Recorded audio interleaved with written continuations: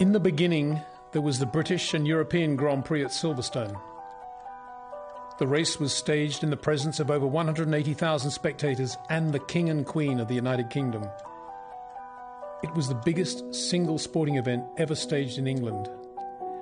It was the first FIA Formula One World Championship Grand Prix.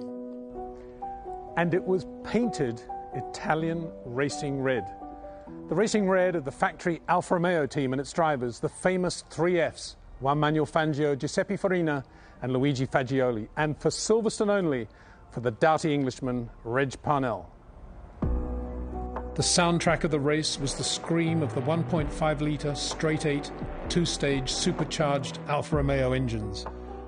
The aroma was of alcohol-laced fuel and burning Pirelli rubber. Alfa Romeo, based in Milano, came out of retirement in 1950, dusting off the Alfettas that had remained hidden in nearby farmland during World War II.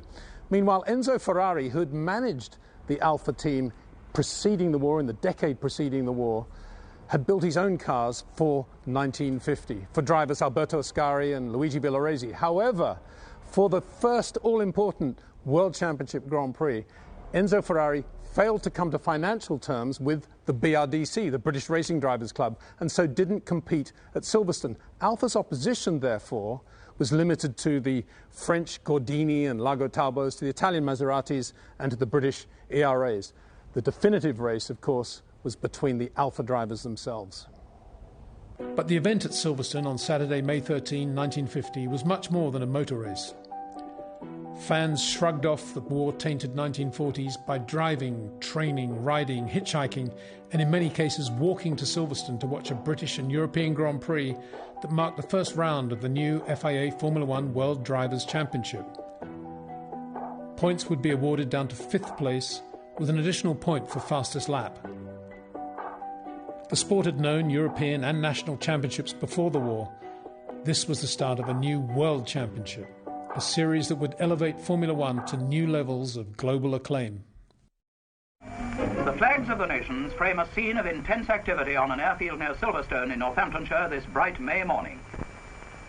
Here on this British motor racing circuit, the world's leading aces, with their supercars, mobile workshops, team managers, mechanics and all the paraphernalia which must accompany them, are preparing for the greatest of all races, the Grand Prix d'Europe. They are here from Italy, France, Switzerland, Belgium, Siam, Era and the Argentine, and of course Great Britain. It's a great and colourful day for British motorsport.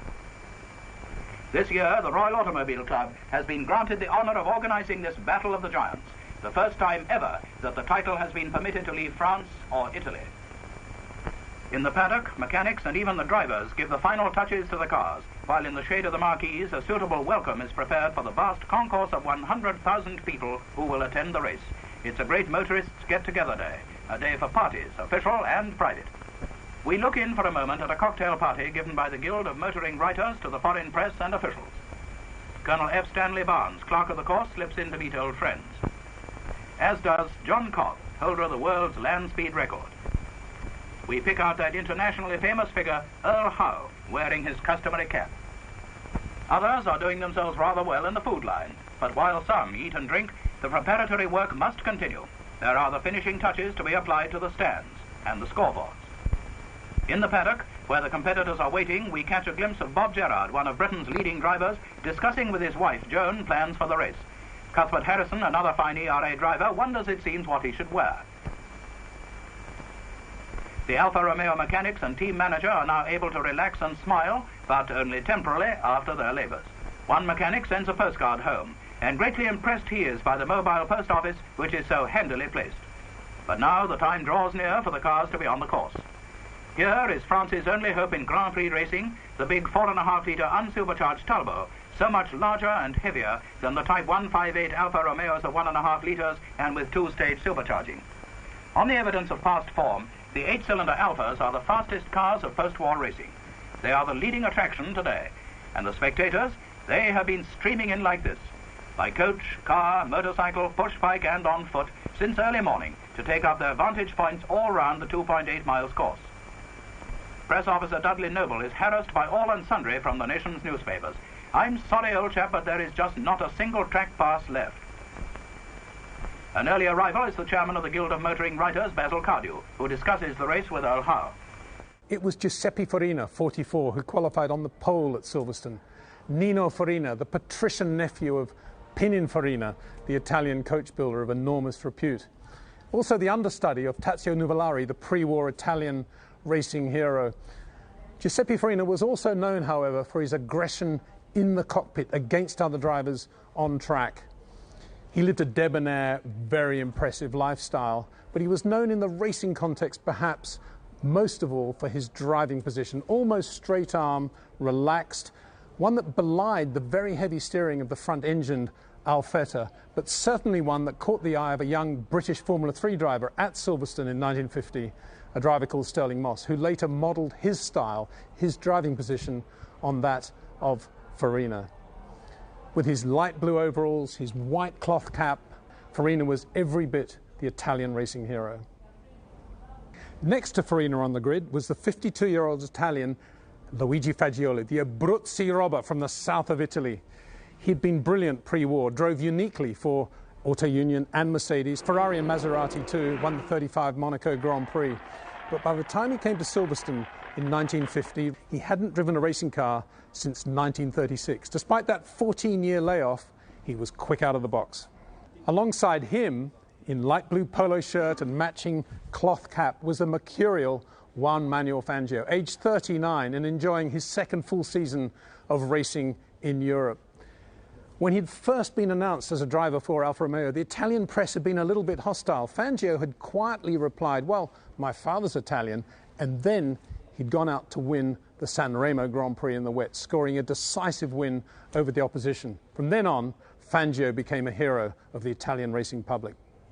Excitement builds up as the cars leave the paddock for the pits. There goes number 11, Harrison's pre-war ERA, impeccably prepared as usual.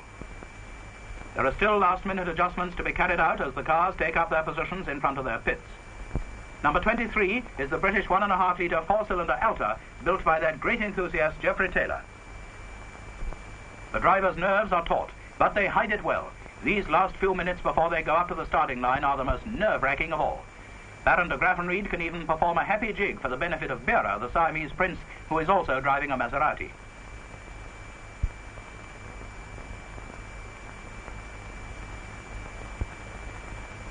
Then the crowd's attention is suddenly diverted from the activity in the pit area. Their Majesties the King and Queen, accompanied by Princess Margaret and Lord and Lady Mountbatten, have arrived on the course. It is the first time the reigning sovereign has attended a motor race in Great Britain.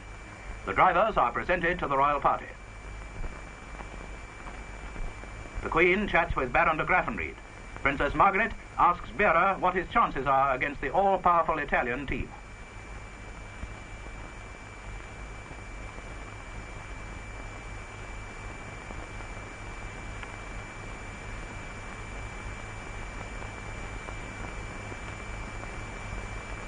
The crowds cheer as the royal party walks back to the royal box, where are waiting the representatives of the national motoring organizations of France, Italy, the Argentine, Belgium, Holland, Norway, Portugal, Sweden, Switzerland, and the United States of America, all here as guests of the Royal Automobile Club.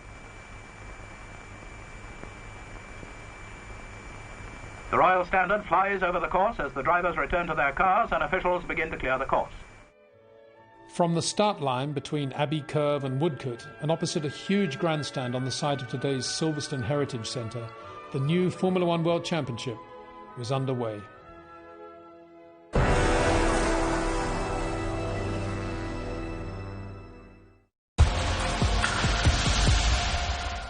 Smile Direct Club. These are Smile Direct Club aligners. They're laser cut for comfort to gently straighten teeth under a dentist's direction. They can turn a smile like this into a smile like this in as little as 4 to 6 months. So choose fast. Choose smart. Choose smile. Start from home. Visit smiledirectclub.co.uk. Dan, so the great thing about the Purple Bricks app is that you can see exactly what viewers think about your house. We also do towels. It's purple. Do you mind if we use it just... Purple Bricks, official estate agent of Team GB. Oh no, Ruby thought that squirrel on a new flat screen TV